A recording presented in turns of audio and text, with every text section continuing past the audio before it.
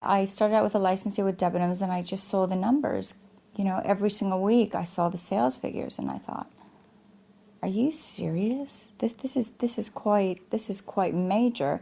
And I started to do my own research, started to find out what kind of margins I could be working with, and I already knew the numbers. So I thought, I'm going to do this. I could do this.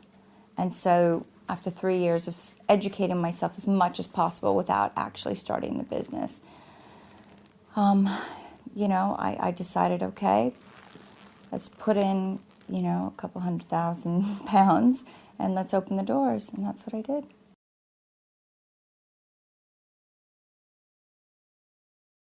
You know what? When I design for my ladies. It's all about woman empowerment. It's about making yourself feel good. It's about making yourself feel sexy. It's all about the woman. And it works. They buy into the image. I have fantastic fits. I have one of the lowest return rates. I've got a great product. It's comfortable, it's practical, it's sexy, it's feminine. It's all these, everything that I represent is in my products, and the women love it. The guys love it too.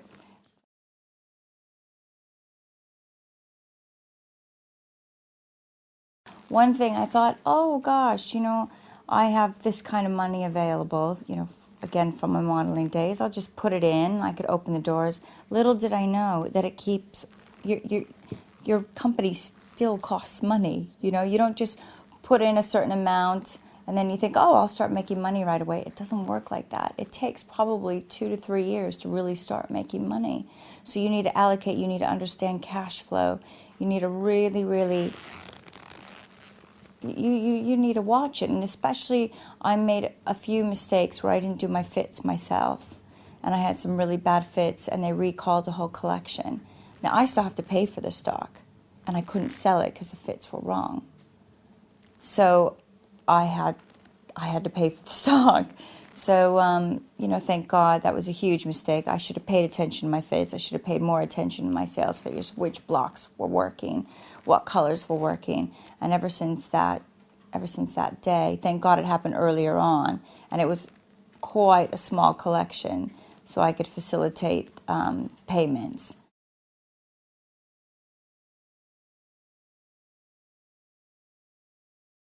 With any business, you have to have cash flow. You have to know what's coming in and going out. I know what's coming in and going out for the next 8 months. So if I have a problem, I know that I now have a line of credit with the bank. I could call on the bank for a line of credit. I didn't start off with that. I didn't have any line of credit. I had nothing. And I didn't even know what a cash flow was, and you learn really, really fast. Now, I'm telling you from my experience, you've got to understand your cash flow.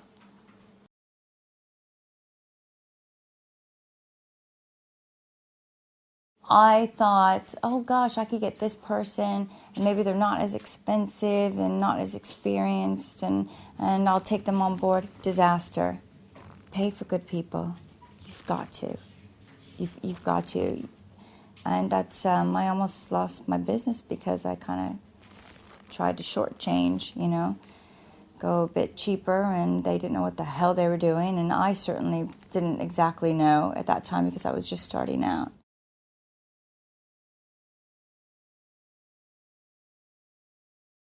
Well, you just, like for me, it's much tighter buys. I don't take a big chance. If Littlewoods are buying, 10,000 units of my Fleur bra, I'm only going to buy 10,000, maybe add on, 500 units for the independents. I have really, really tight buys now.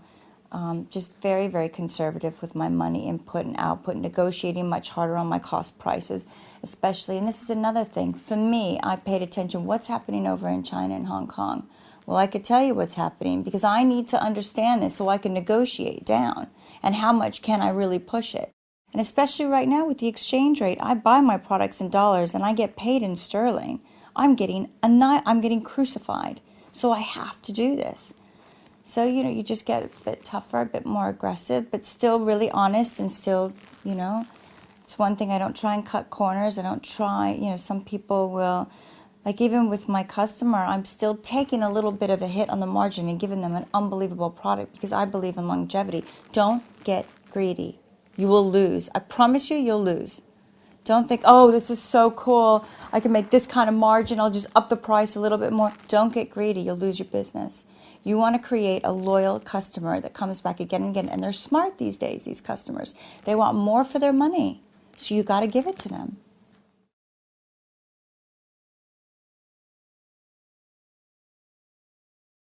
As far as expansion is concerned, I look at into smaller markets where I could sort of monopolize that market.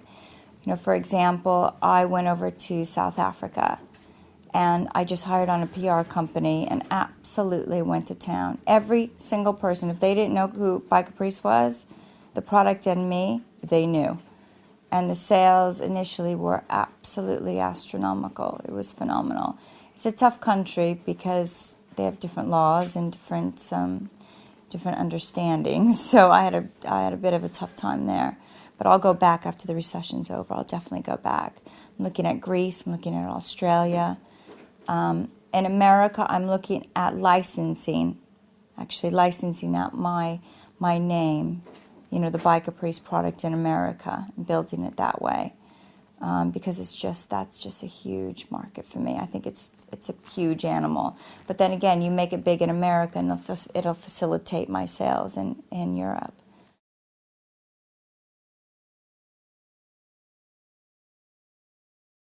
Well, the only way I'm really blessed actually with the whole celebrity phenomena and what's happened to me in this country, because I couldn't have started my business without it. Basically, because with marketing you create awareness, and that ultimately creates the sales, you know? And so that it's helped me tremendously. I mean, I have done free publicity, you know, hundreds of thousands of pounds of publicity for nothing because of my name. So that's fantastic. Where it's hindered me is credibility, stereotyping. You know, I'm still, even at 3 years, and even after creating, you know, a multi-million-pound business, I still get the lingerie model. Like, I own the goddamn company. I've been working my ass off, and they're still saying that. And then when I call up companies like Next, they think, oh, frivolous, yeah, we kind of are interested in meeting her, but please, what kind of company is this? It'll probably come and go in 2 seconds. We don't want to invest in something that's a bit of fluff, comes and goes. So it's been, you know, it's been really, really difficult, and I've just had to be a little bit more persistent, put my ego in my back pocket, and get on with it.